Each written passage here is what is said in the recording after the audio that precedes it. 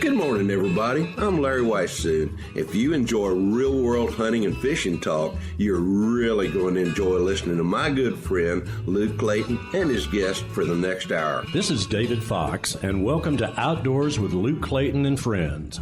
Luke has been a recognized outdoors writer for the past 3 decades and writes for a host of outdoor publications. Luke pens a weekly newspaper outdoors column that appears in over 40 Texas newspapers. Luke is on the pro staff of Pyramid Air, your one-stop shop for everything air gun related. Smoking techs, electric smokers, feel free to contact Luke through his website, catfishradio.org. Now let's join Luke and his guests for this week's show. Well, folks, it is once again time to get Mr. Larry Weissoon cornered, and he's a busy guy this time of year, but talk a little hunting with him. Larry, thank you for being here for 18.25 years every week, buddy. Oh, my gosh.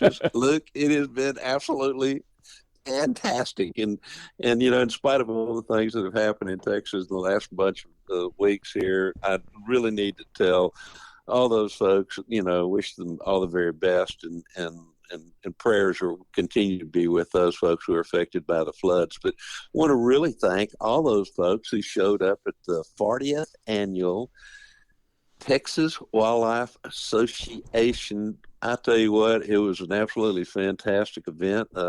Held, of course, a couple of weeks ago, and then last weekend we had our DSC Summer Expo, and was kind of hit it up at the Saturday evening with the DSC Foundation Gala, and had so many great people out there and raised great amounts of money for both TWA, which does unbelievable stuff, and people can learn a little bit more about them by going to texas-wildlife.org. And then, of course, with the DSC, and that's DSC's website is Big Game, BIGGAME.org, and the foundation, if they want to learn a little bit more about DSC and see where some of the money is going to go that people help raise, they can go to dscf.org. And you know, it's been a bad time, but it's been an absolutely fantastic time. But I also need to thank our guys over at Hornady. Hornady graciously contributed to both those events. Here, of course, they do accurate, dependable,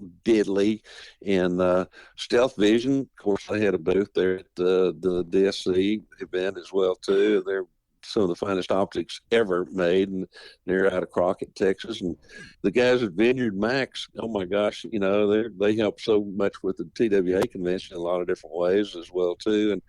And then of course Mossberg was a big contributor in a lot of ways. And of course their guns are made, their rifles and shotguns are made there in Eagle Pass, Texas. And then Taurus, they were contributors to Taurus and Rossi as well too. And I love their handguns. Of course, I've been shooting some of those Rossi R95 lever action rifles as well too.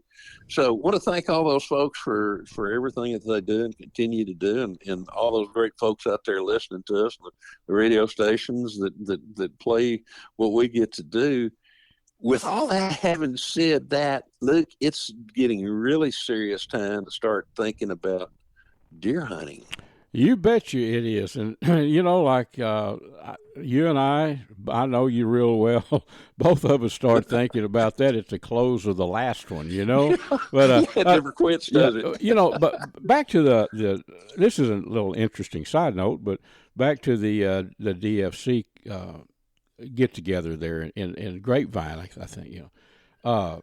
Omar Cotter, a lot of gifts were, a lot of hunting, fishing trips were put up. I fished yesterday. Jeff and I filmed a show with Omar Cotter, Luck of the Irish Guide Service down at Tawakoni, and I think he donated a fishing trip on that thing that somebody I'm sure bid on. But a lot of fun fishing with him for those downrigging, Larry, for hybrid stripers, you know, and it was a lot of fun. It's a precise way to fish, but a lot of fun there. But I know a lot of folks bid and won a lot of neat fishing trips and hunting trips and everything, didn't they? You know, they actually did, in both with TWA and the DSC and the DSC Foundation. And of course, all that money goes to with TA. All of it stays in Texas. With the DSC and DSC Foundation, a lot of it does stay here in Texas, and a lot of it, of course, stays here in North America. And particularly with like the DSC and DSC Foundation, that is primarily staffed by volunteers.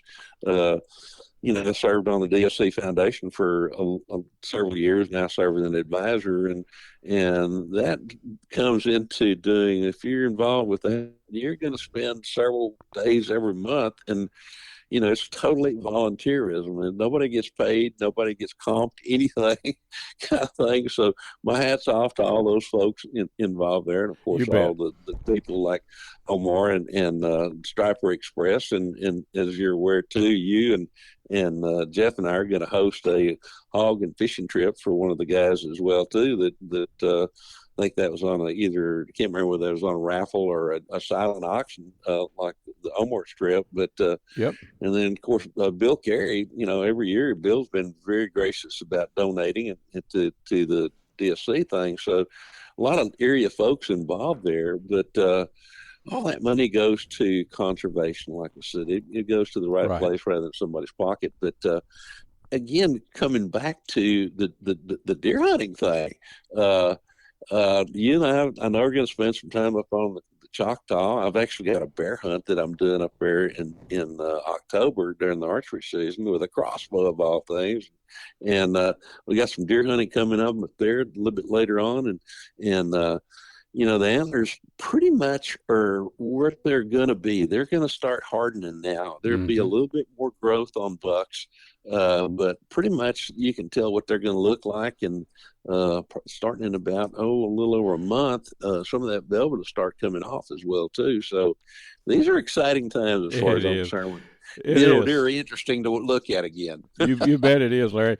I'll tell you about what I'm really pumped up about is a hog hunt. Our mutual friend, David Cotton, he and his dad, Edgar, have down in Becker Bottom, some of the best hunting country in this part of the world. And this part of the world, friends, is Kaufman County, east of Dallas a little bit. It's just, there's some bottom land down there that our friends own, the Cottons, that's they manicured that place for years and worked on it, and it's a hunting paradise down there. The Becker Bottoms has been for years. I used to guide hog hunts right across Cedar Creek that runs on one side of their property. 15 years ago, probably, we had archery hunts for hogs. So the guy had 1,200 acres leased back over there. And so I never dreamed that one day I'd be hunting over with the Cottons on the other side of the creek, but that happened. So David called me, David Cotton, and he says, Luke, there is the biggest boar that I've seen around here showing up at a feeder on an almost nightly basis, very regular. And he said, would you like to come and hunt me and you hunt him? I said, you better believe it. So the way I'm going to do it, Larry, is probably a lot unconventional from what most people would think. Now, this hog, I don't know what he weighs. He might weigh 250 or more, but he's a big one. I'm betting he weighs at least that. Oh, yes. Yeah, I bet he weighs 250 anyway, after talking to David. But I've got a CVA, a 223. It's a centerfire, of course, a Cascade, the VH Varmint Hunter model. You've seen it. It's a short bull. We'd call it a bull barrel. It's a shooter, but I don't need a long range rifle for this because we're going to get in the buggy, electric or his gasoline side by side, I should say, and get downwind about 60 yards. Set up some shooting sticks and just wait. And so it's not going to be a difficult hunt, but when I was talking to David about this CVA, the Cascade that I'm bringing, he said, well, you're going to bring a big caliber? I said, I shoot all my hogs with a 223. He already knew that, but I think he was kind of kidding me, He says, well, okay. And I said, you know where I shoot them? And he kind of laughed, And I said, look, this is not about marksmanship. I'm not shooting a 1,000-yard gong out there somewhere. I'm shooting a hog at 50 yards. And he laughed again. But I said, I don't think I'm going to have any problem if that hog comes up and pauses for 3 or 4 seconds, shooting him right behind the jaw in the middle of the neck.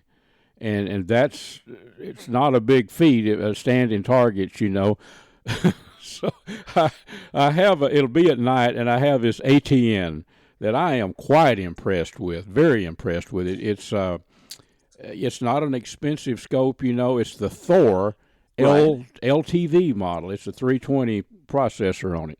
But that thing, I wouldn't have any problem shooting the hog at 125 yards. But with that little caliber, that little 223, I'm going to have to put that bullet right where I want it to drop that hog. No shooting him in the shoulder. That's not going to work with that. No. But so it would be interesting. I'll get to put this equipment to the kind of the ultimate test, really, Larry, and looking forward to it, man. I'll tell you what I'm going to do.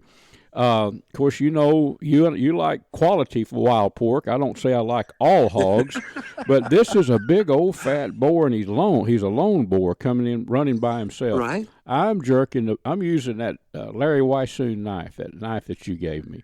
Oh, yes. I am jerking the back strap. That's all I'm going to take. Don't get mad at me, folks. This is an old boar. I'm not worried about the shoulder meat or anything. I'm going to take the back straps. And we're going to make something good out of it. We're going to freeze them next time we get together on a hunting trip. Make us some good Mexican something, Mexican dish, and put it on a taco. What you think that would work? I got a feeling it is going to work regardless. I'll tell you what, I've found that you make things taste good, even sometimes when I'm very suspicious whether or not they're going to be that way. But you've got a knack of doing that. If somebody's looking for a unique hunting buddy, it would be me.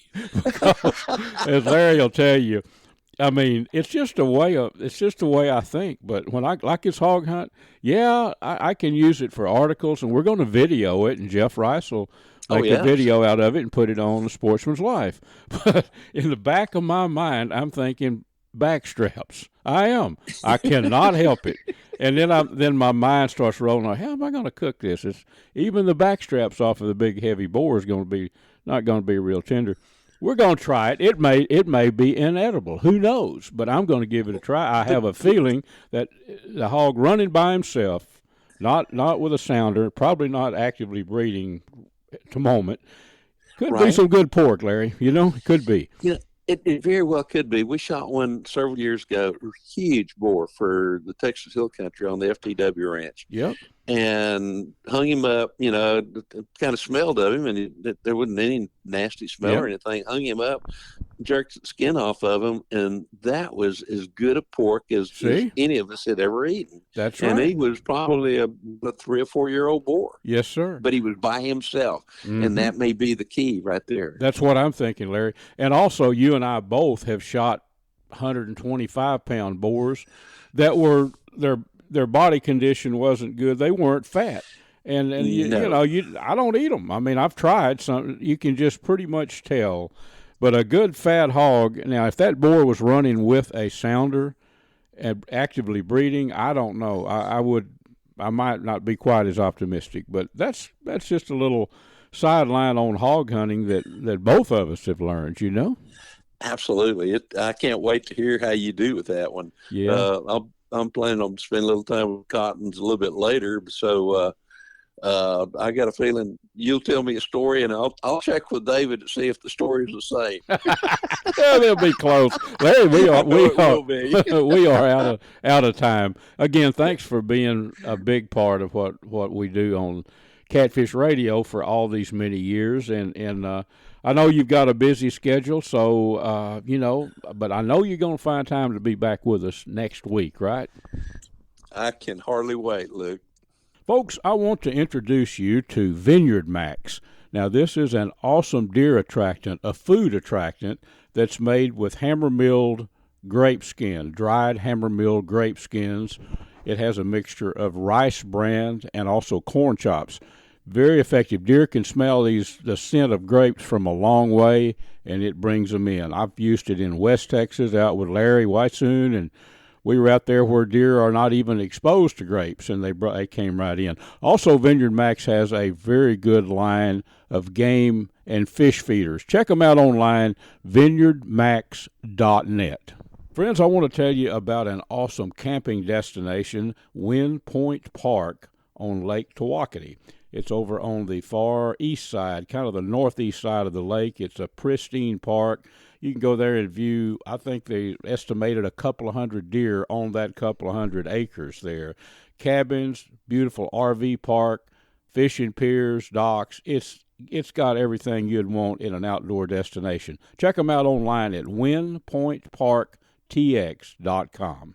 Well, friends, Mr. Larry Weissoon is going to tell you about the finest hunting optics that we have ever found. Luke, these are called Stealth Vision. They come from Crockett, Texas. Dr. John McCall developed them.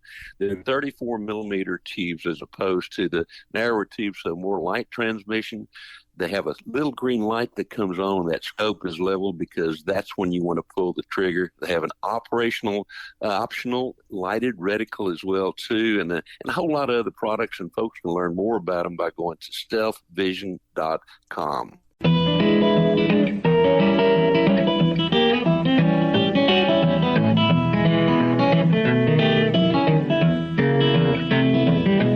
Folks, this segment is made possible by Smoking Tex electric smokers that I've been using a long, long time, Catfish Pro, catfishing baits, and catfish supplies, Ultramatic feeders. I'd like you to check out the big bore air gun that I've done a great deal of hunting with. It's the Seneca Dragon Claw, 50 caliber, pressures up to 3,000 psi, and it looks like a conventional rifle. Wooden stock. I think you'll like the appearance, and I know you'll like the performance. It shoots not only bullets, but also air bolts as well, tipped with a broadhead. Check it out. It's the Seneca Dragon Claw. Well, folks, I hope you enjoyed visiting with Mr. Weissoon. Larry has been, as we mentioned, been with me on Catfish Radio 18 and a half years almost every week. So, always a fun segment. Let's talk dove hunting some now. That's a subject that I hate to admit, but I've been remiss on. A lot of the reason is because I didn't have a good contact, but I do have a good contact now. Our guest is Mr. Nathan Wafford. Now, Nathan and his buddy Chris, they have a lot of land up kind of northeast of Dallas. And folks, if you're listening after this show runs on our awesome radio stations to a podcast, that's where we're talking about. We're talking about northeast of Dallas, kind of that area. But it's farmland, and for years it's been awesome dove hunting. So let's talk dove hunting with Mr. Nathan. Nathan, thanks for enduring my lengthy intro, and thank you for being with us. Yes, sir. My pleasure. We're glad to have you, man. And I want to carry through with you through dove season, and I want you to give us updates. And, Nathan, I realize people are listening to us in the panhandle of Texas. They're all over southeast Texas, all over the place. But dove hunting is dove hunting, and doves are, they're not the easiest birds to pattern. They're what I always called a flighty bird, here today and gone tomorrow. And that's just the truth of the matter. But I want to get y'all to come on from time to time and keep people tuned in to what's going on, and maybe give some tips that'll help people kill doves. Now, we're only just a tad over a month away from the opener in September, of dove season. Tell us about the land that you got and how you run your hunts. It's kind of a unique situation that offers a lot of opportunities for folks, Well, we don't try to get rich off of it. We just try to control who we have hunting on our property. Mm-hmm. We just we charge $150 for the whole season. That's both seasons. Yeah. You'll have September 1st to the end of October. You'll have a season, and then it kicks back off. Don't quote me, but in December, and then closes in January. Right. But that's both seasons, and And we encourage people to bring kids because we let the kids hunt free. And what we consider a kid is a kid that doesn't have a driver's license, that can't get a job, 15 and under. So that's our kids. Yes, sir. Yep. Well, that's good. Now, it is farmland. And, honestly, I remember hunting around Farmersville, which is not too far from you, way back there in the 60s when I was a kid. And Dove, it's just that area. And then, of course, you're east of there, Nevada. And it's not far from, folks, it's not far from Greenville, Texas. My column has run in the Greenville Herald Banner for 100 years. Not really, but a long time. And my outdoor newspaper column I'm talking about. So it's kind of my home turf up through there. But about how many, roughly speaking, acres do y'all have dove hunts on?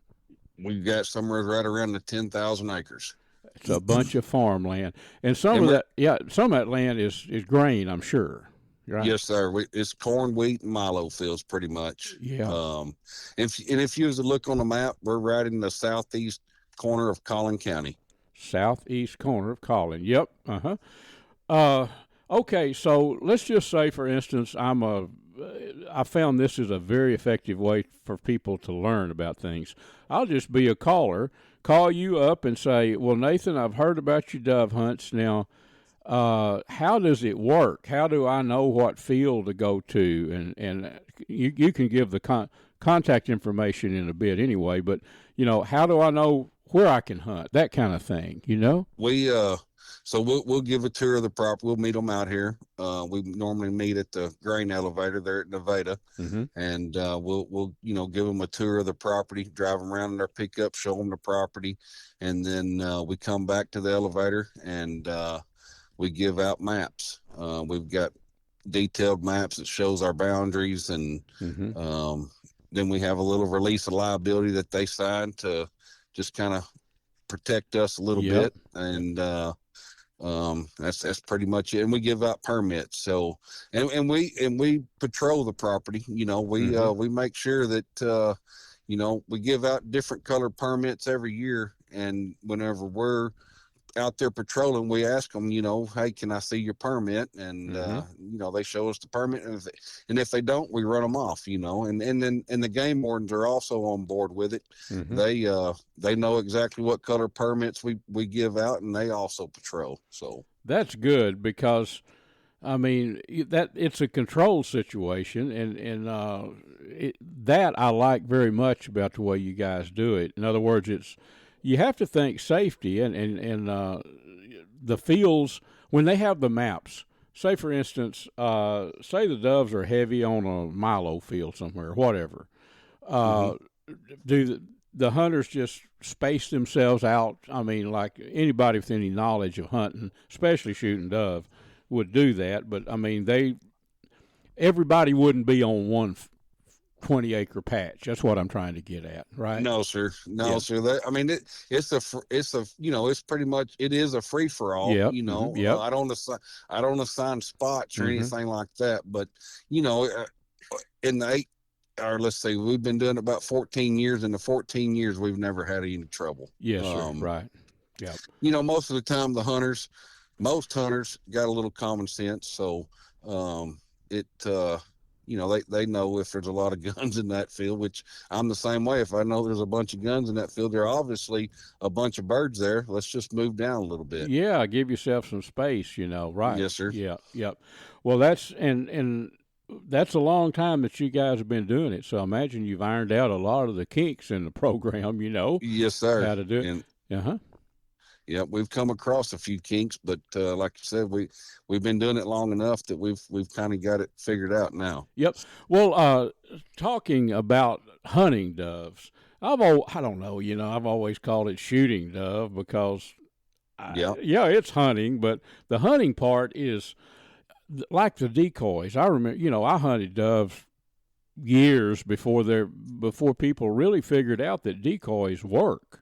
But really well. they do. I mean, I've had I've got some. I don't even know the brand. They're not Mojos. I've used Mojos, but I've got some decoys, battery powered, the flapping wing type. And those things I have had dove honestly fluttering, and I know you've seen it above these things, right above them.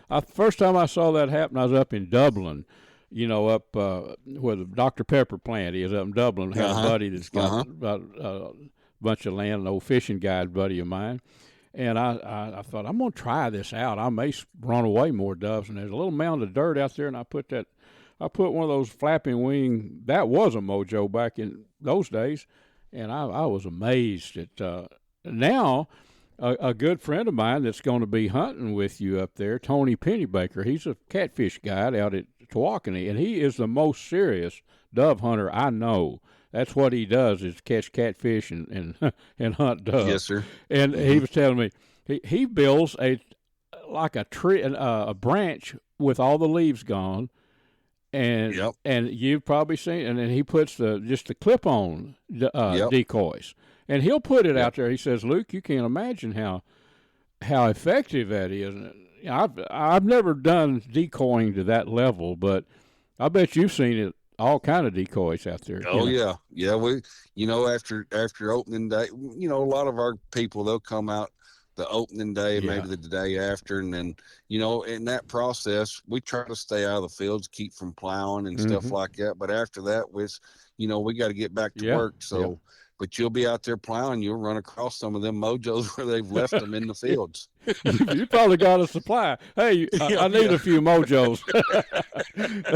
They are effective. But I don't think I'd go dove hunting today without them. I've got, I don't know, four or five. And these are not the Mojos, but the wings flap. Just up and down, But they work. They do work.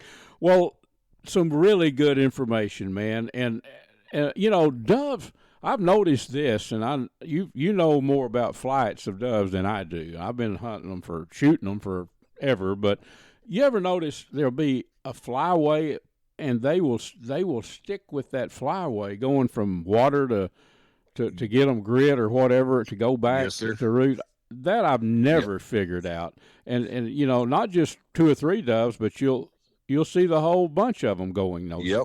Wonder what causes that. I guess it's who knows. I don't. Yeah, who knows what causes that? But it does happen. Yep. They'll get on that fly like a 635 or a Interstate 30, and that's where they stay. That's their travel route, isn't it? Yep. Do you get very many white wings in lately, last year or two? We'll have a few. There has been times where we went to certain fields and that's all you see. I don't understand that either. But but you get on some that'll, and those birds are a lot bigger birds. They are. But we'll have a few. We don't have a whole bunch, but we have more mourning dove than anything. Right. And then the Eurasians. I mean, those are mostly city birds. They really are. They love to be in Kaufman County, the courthouse area down around Kaufman there. Those live oak trees are loaded with nesting. Loaded with them. They really are. Yeah. Well, let's do this. Let's put some contact information out, and somebody that calls you or talks to you, what's going to happen is you're going to set up a time to meet in Nevada, which is from Dallas. You can be there in 45 minutes or about it just depends on traffic. Nowadays it depends on traffic, but if there wasn't any traffic, you could be at Nevada in 30 minutes. That's right. So they're going to meet you there at the elevator, Grain. Yes, sir. And then you're going to they can sign up with you right there. That's a very reasonable amount of dollars to have a spot to hunt dove the early season. And we do day hunts too. I think we charge $75 for opening day. If somebody just wanted to hunt opening day, it's $75, and then any day after opening day, we charge $50. Yeah, right. Well, and I tell you what, that late season when those dove get in big flocks, I like to hunt them in late December and January too. Yep. Yep, because they're coming in from them cold fronts are pushing them in, and those are the big birds, you know. Yes, the Kansas and all up in there. Okay, well, friends, our guest is Nathan Wafford here, and Nathan's going to give you a phone number, and if you're looking for a spot to hunt dove in this part of the world, give him a call. So, Nathan, how do they reach you, buddy? It's 214-325-7203, and that's my phone number. If you and then we've also got Chris Strickland. His phone number is 214-502-2413. Okay. Well, thanks a lot, Nathan. And folks, remember catfishradio.org. My email. A lot of you do email me, but anybody that's on that I write about or whatever, if you can't track them down, send me an email through catfishradio.org, and I'll hook you up. Nathan, thanks a lot. I look forward. I'm going to get up there and see if I can kill a dove with you this fall, man. Yes, sir. Sounds good. I appreciate having you. Folks, let's talk a little outdoor cooking. Let me tell you about an electric smoker that I've been using for 15 years, I guess. Smoking Tex electric smokers. If you're tired of staying up all night keeping that wood fire burning when you're barbecuing, give Smoking Tex a try. They're made to last a lifetime. You can check them out at smokingtex.com. That's SMOKINTEX.com. For seasonings, anything to do with outdoor cooking, all kind of jerky seasonings, sausage seasonings, Butcher Packer Supply. That's butcherpackersupply.com. I think the website is butcher-packer.com. I want to tell you about a one-stop shop for everything related to game feeders and fish feeders, Ultramatic feeders. I've been using components and feeders from Ultramatic feeders for 20-something years, I guess. They have the remote, which you can remotely activate your feeder with, the timer, which is the most simple timer that I've ever found on a game feeder, and then the eliminator. Check these out. They are worked on centrifugal force, and they seal off the corn supply so coons and squirrels can't get to the corn. Check them out. Ultramatic feeders, you could go online to ultramaticfeeders.com. Big Sam left Seattle in the year of 92 with George Pratt, his partner, and brother Billy too. They crossed the Friends, this segment is made possible by Platinum Cadillac and Chevrolet in Terrell, Texas. Stop by and visit with my buddy Mr. Justin Rudd and his team of experts and let them put you in a new Chevy pickup or a Cadillac or whatever you might be in the market for. Also, the Choctaw Hunting Lodge up in southeast Oklahoma. Check them out at ChoctawHuntingLodge.com. Also made possible by Pyramid Air, your one-stop shop for everything airgun related.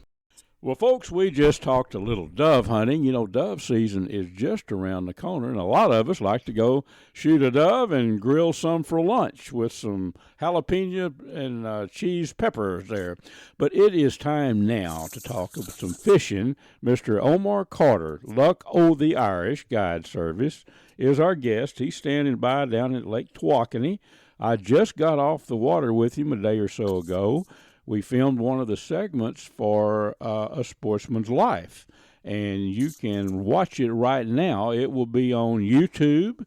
A few people watch it on YouTube, but a great number watch our show on Carbon TV. So, Omar, thank you for being with us, buddy. Oh, man, thank you, Luke. I love being with you guys. I love the way that you present information, and it just makes a huge difference for folks. Well, yeah. You know, I don't know how we're going to know one day maybe how much we help people out, but, you know, it really doesn't matter. It matters that we helped one person, for that matter. Yep, I like to present the outdoors in whether I'm writing a newspaper column or I'm hunting editor for one magazine, but I always like to make it fun but informative. If you can't do that, I mean, to be honest with you, the information I get, if it's presented in a dry format, I probably will tune out. But what we want to talk about is today is two things: downrigging, which is what we did. Jeff Rice was with us. He produces our A Sportsman's Life TV show each week, every week. tells it like it is. Downrigging and then trolling. And my question is, this time of the year, presenting a bait horizontally above the thermocline is deadly. And I want you to tell why. I mean, you don't see people doing that in the spring. You just don't. I get maybe some do, but this is a time you drop a downrigger ball down and put it in a position that the fish are there. And we fish maybe, I don't know, 5-6 minutes, and bingo, had a hybrid on. The storm caught us on the water. That happens, but but why does that work? I mean, why is it good this time? It works because the thermocline it's a transition from very oxygen rich water to oxygen less water below it and cold water. And I know for a fact that I have actually tried live bait when the thermocline was set up, and that bait gets below 18 feet, and within seconds it's dead. Yep, right. And so at that point, I know there's really not much point in doing anything else but trolling, unless they're schooling on top. If they're schooling on top, they're really actively feeding. They're really going after it. Lots of times when you catch these fish trolling, it's a reaction strike because it's coming by them, and they have a choice of either going hungry or chasing it down and eating it. Mm-hmm. And 9 times out of 10, they're going to choose to chase it down and eat it. But thermocline, that thermocline gives you a bottom that the bait won't go below, and even the predator fish won't go far below or stay below very long. It's like they have to hold their breath to go below it. That's true. So, it just stand bass, stripers, hybrids, those species are very bait orientated. Whatever their bait is doing, that's what they're going to follow, that pattern, to be efficient predators. Yep, it's that simple. Exactly. That's. Go ahead. We marked some big schools. You did on the graph, and each time, and when that, you would set the downrigger so that the bait would be just above it. And when you'd watch the graph when we came over it, I think that we were there 6 or 8 minutes when we hooked into that nice hybrid there, and you said, right, get ready, and bingo, it was on. So and I think maybe there's something about that horizontally moving bait that, like reaction strike, like you mentioned. They see that and they say, wait a minute, I got to have it. There's some food going by. I think that might be part of it, That's part of it, but it just is the fact that it's a horizontal presentation. And the reason that small pet spoon for the sand bass is so effective is because that's the most prevalent bait size in the lake right now. Mm-hmm. The hatch. Because that's the hatch of the year. Yep. And so that small 1 1/4 inch bait is what all the fish are looking for. I had a bait that was less than from the joint of my pinky to the tip, that one of them spit out. So, I have actually seen it where I'm throwing a big bait at striper schooling on top, and they won't touch it. And I look in the water and I see it's about a 2.5 inch bait. Mm-hmm. I immediately adjusted my bait to that size, and the next cast I hooked up. That's what they were eating. Yep. That's what they were eating. That's what they were looking for. That's what they were focused on. It's like, you don't want to do distracted driving. Well, they don't do distracted eating. Right. Exactly. They have a focal point on what they're looking for and how it's moving. Exactly. Well, let's describe. Let's just stay with downriggers. Mm-hmm. Now, and I'm sure a lot of our friends listening to the radio, and then later, after the great radio stations run it, then it becomes a podcast, and then people are listening. I know in areas that probably downrigging is not popular, but describe you drop the ball. There is a ball, and it carries everything down to a specific depth. And then the baits. Talk about the bait that we were using. That type of, what are you trolling with? Well, the balls come in all different weights. They come from a 4 pound all the way up to what I'm using, which is a 10 pound and even heavier. But the only thing you have to understand is if you use a lighter weight, you have to adjust a whole lot more for the swing of that cable. Say you want the bait at 22 feet with a 4-pound ball, you're probably going to have to lower it to 27, 28 feet to have that bait actually at 24 feet. Right. With a 10-pound ball, if you want the bait at 24 feet, you can lower it to 24 and a half, and it'll be right on the money. You know, there's less than half a foot to swing with that heavier ball. And it's an aircraft cable. I use the Bass Pro Shops, their high-speed Cannon version, which is 1.5 turns per crank on the handle, or 1.5 feet. So it comes up a lot quicker. That's what I use. And I use my trolling motor. I have a Minn Kota Tarova, and I get it going the direction I want, and then I hit autopilot. And it will automatically calculate a waypoint every 10 yards ahead of itself. So I don't have to be at the helm keeping the boat from going all over the place. The trolling motor will keep me in line, and that way I can get it down there. Now, I use a 20-pound main line or 17-pound main line, and I use bright colored line because I have vision issues. And that bright colored line lets me see what that line is doing. And when we do get a fish on, it lets me see where that fish is going so I can get that fish in the net. And below that, I have about a 2 to 3 foot 20-pound fluorocarbon leader. Fluorocarbon goes invisible underwater. Stripers, hybrids, sand bass are all sight feeders. So that 3 foot of fluorocarbon is very critical because it takes any visual clues away from them that it might be not be something they might not want to eat. Right. Yep. And you've got to understand that and adjust for that. And then the bait itself, I'm using a saltwater jig head, a long shank stainless steel 3 or 4/0 hook, because these are big fish you're catching, and they put a lot of torque on a bait. And if you don't have a good solid hook, it's going to pull out. And then I go over to the lure making area, Bass Pro, and I get different colored spinnerbait skirts. You can get white and everything else, but I like this time of year. I really like the Fire Tiger because it looks. You saw it. It looks like a lot like a pumpkin seed or a bluegill. It does, yeah. And then on the hook, I have another trailer. I have the AM Fishing Mansfield Magic. They're jerk bait with a curly tail, and you saw how much that tail is just moving. And it's another visual clue to the fish that that's something they want to eat. It's garlic impregnated, and it also is made with UV not resistant, UV acceptant plastics. So any sunlight, you notice I left several packages on the dash in the sunlight. Because the more sunlight you get on it, the more it glows. Underwater, they see it better. Underwater, yeah, they can see it. And they can visualize it a lot better than just a regular bait. Yep. Well, it was a deadly bait. Now, so that gives our folks an idea on the downrigging.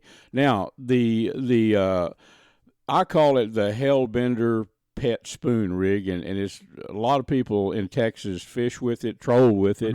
You described it downrigging as a rifle precision, putting that ball, if you will, like you would put a bullet on a target.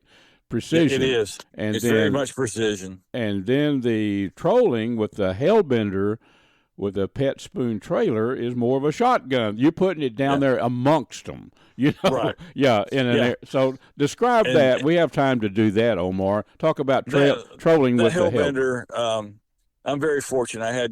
When I first started guiding, I had the owner of the Holiday Marina. He showed it to me and showed me how to rig it up, and it's a Hedden Hellbender, and you can search for those online. You can find them just about anywhere.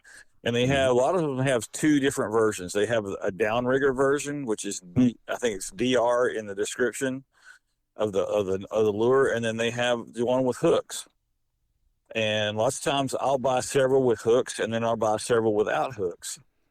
And I take the ones with hooks that sometimes that little hook that goes into the Hellbender you'll lose it or whatever. So I like having backup. I like it. To me, it just makes sense to have extras. But I put I take the hooks off if the hooks are on there, open up the front hook keeper, the front screw hook, and put a 3/4 ounce spell sinker. Now, I've tried quarter, half ounce, 1 ounce. They don't work as well as the 3/4 ounce. So I stick with a 3/4 ounce. I put that on the front hook, and then on the very back of the lure, not the second hook, but the very back of the lure is where I attach my 14 to 16 pound fluorocarbon leader. Okay, and then about about 3 foot long. Right, about 3 you foot got your long, leader on there, and then at the end of that leader, you've got a pet spoon, which is just a little tiny spoon that mimics the size of the shad that are biting, and it's as simple as that.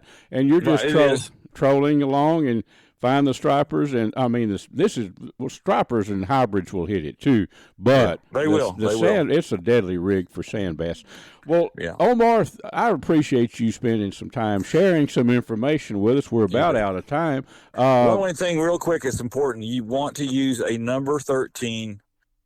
They're made by Lure Jensen. Number 13 Tony Aceta pet spoon. The 13 is really important because it's the exact size of those shad. Right. Okay. Well, I want to make sure, and you get the word out how to contact you to get down to Tawakoni and get in some of this action. My newspaper column on this ran in about 50 newspapers. Some of the folks that listen probably have read that, but I hope to. I went into depth on that, Omar, and gave some real good tips from you. But, good deal. Yeah. Okay. So Luck O the Irish, right? Right, Fishing Guide Service, NTX, and it's 817-937-8755.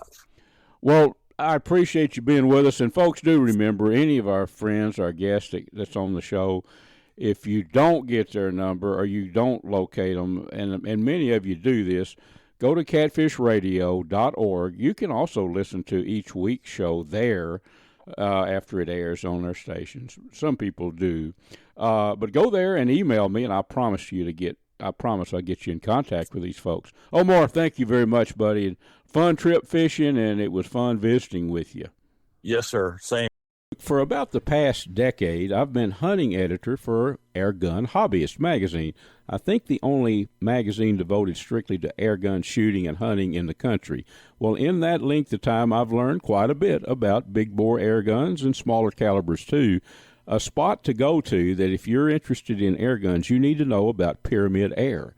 The website is PYRAMYD, pyramidair.com. They have anything and everything you need, from the guns themselves, the big bores or the smaller calibers, to the accessories. Just remember pyramidair.com, and there's a number when you get on the website if you need to call and talk to somebody. Give them a buzz, and they can fill you in on little details that you might need to know about shooting or hunting with big bore air guns. The snowflakes fall as winter comes, and time just seems to fly. Friends, this segment is brought to us by CVA muzzleloaders. In my opinion, the very best muzzleloaders in the world, the ones that I shoot. You can check them out online, cva.com.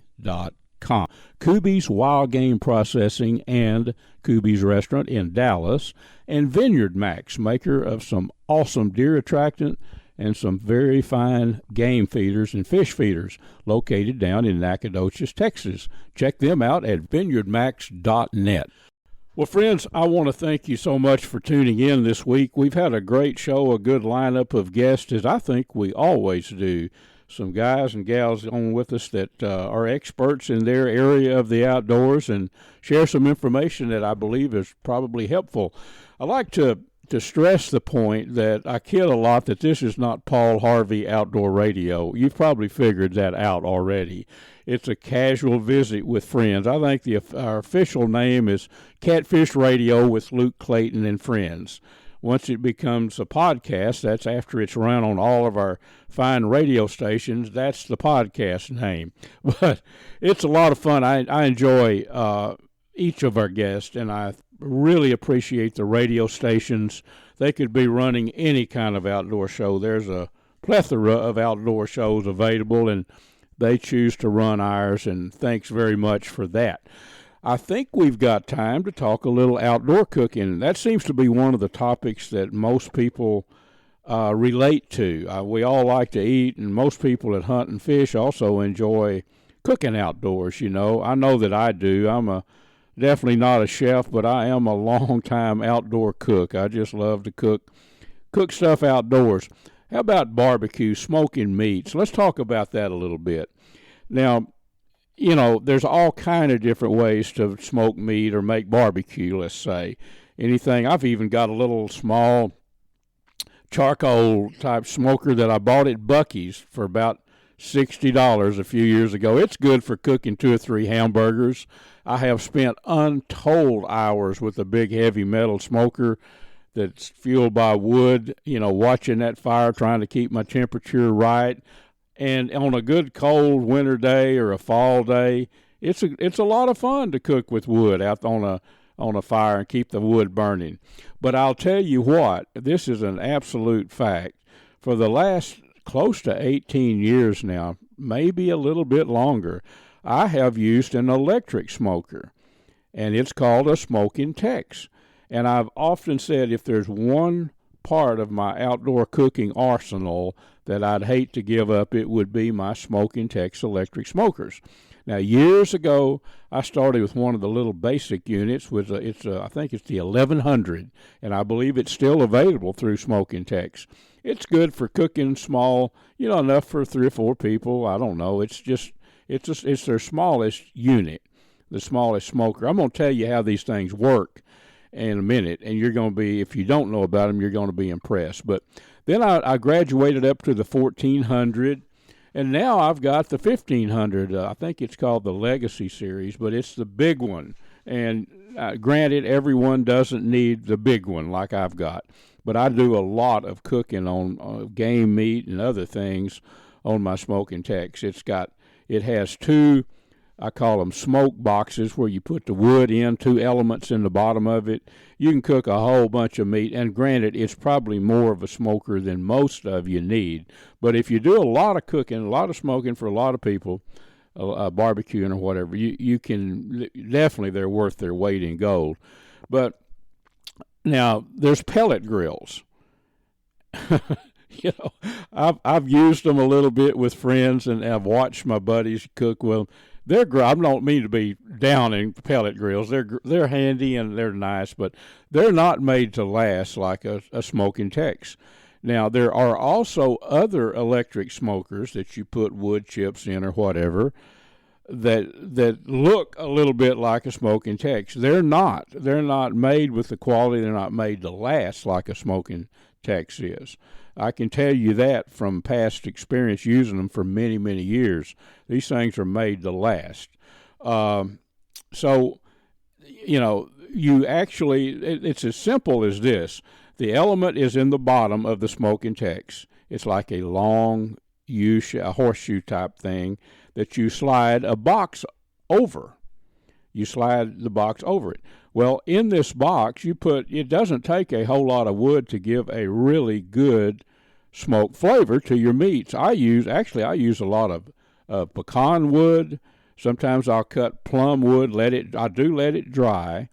Pear wood, we have a pear tree. I've used that. We have hickory trees on our place. I use hickory sometimes, let it dry. And what I'll do is take a limb and just cut some sticks that are about the length of that smoke box. And 2 or 3 of those sticks, if it's hickory or whatever, pecan, put it in that box, slide it over that element, set your thermostat to what you want the temperature to be, and let it go. People kid, or some people don't really kid about it. They say, "Oh, the electric smokers, they don't have half the flavor." To me, honestly, you can control the amount of smoke. At first, when I started using the Smoking Tex, folks, I thought, we got to keep this smoke going, billowing out of this thing. I ruined a brisket or 2 doing that. I would put, say, 4 ounces of pecan wood in it, say, whatever I was using. And then after a few hours, that heavy smoke stops. It's supposed to stop. Well, I'd fill that box back up, and it was so smoky. It was too smoky even for me, and I love smoked meat. So with a smoking Tex, you fill the box one time. That's all you need to fill it. Trust me. I don't mean fill it full, but put about 4 ounces. To give you a barometer to go by, I'll cut my sticks of wood probably, there might be a ½ inch around, maybe 3/4 of an inch, and just a little bit shorter than the length of that box that they go into. Put them in there, shut the lid, and slide that box over the element. Put your meat in there and set your thermostat. Now, one thing I do that I like to keep my smoking Tex clean. I do. So I use aluminum pans, and it serves two purposes. It keeps the drippings inside the pan, and plus a lot of things, like if I'm cooking a wild hog ham or even backstrap from a wild hog or venison shoulder, whatever, I'll put it in the pan, season it up really well. If it's a dry cut of meat like a venison shoulder, I'll inject it with a butter injection with, say, Cajun seasoning or whatever. And I'll smoke it. I'll set my thermostat on 225, and I'll smoke it for about 3 hours or so, where it gets a good smoke on it. And then I will put some barbecue sauce or whatever I'm trying to cook, moisture, if you will, apple juice, some kind of moisture in that pan. Leave all the drippings in there. There won't be a lot if it's venison. Wrap it with foil. And then a lot of times I'll plan it where I'm smoking it heavy in the late afternoon, and then about bedtime I'll wrap it up really, really tight, use some heavy-duty foil over that pan and set my thermostat on 200 or 190 sometimes and go to sleep. So 7 o'clock the next morning I'll get out there, and that will be fall off the bone tender. But do your homework. Go to Smoking Tex, SMOKINTEX.com. Check out the line of smokers. Pick one that's the size that fits your needs, and go in it knowing this. Now, you can buy smokers for probably half that price, electric smokers, but they're not going to be made like these. Trust me on that. I've used them for years and years. So not knocking wood-fired smokers. Like I say, I've spent untold hours tending the wood on a big old heavy-duty smoker. That's fun, and it makes great barbecue. But this one here, these Smoking Tex, you basically put your wood in, set your thermostat, and come back later, and you got some of the best barbecue you can imagine. Folks, we're out of time. Thanks to everybody for being part of our show. Remember, you can go to catfishradio.org. Excuse me, I need another cup of coffee, I think. Go to catfishradio.org, and you can contact me through there. You might want to be a guest on our show. I welcome anybody that's got anything that loves the outdoors and has something to share with all of us. Just go there and send me an email. I promise you I'll get back with you. But the website, again, is catfishradio.org. Folks, have a good weekend. Have some fun out there in the outdoors, and come back next week. We're going to have some more fun talking hunting and fishing. Folks, that about wraps our show up for this week. I've enjoyed being with you, and I hope you've had a good time, too. And, folks, we're also brought to you by the Choctaw Hunting Lodge up in southeast Oklahoma, located about, 45 minutes west of Hugo, Oklahoma, owned by the Choctaw Nation. It's about 45,000 acres of awesome mountain, country, hills, valleys, loaded with game. Lots of eastern turkey, and they do eastern turkey hunts if you're looking for a spot to hunt turkey in the spring.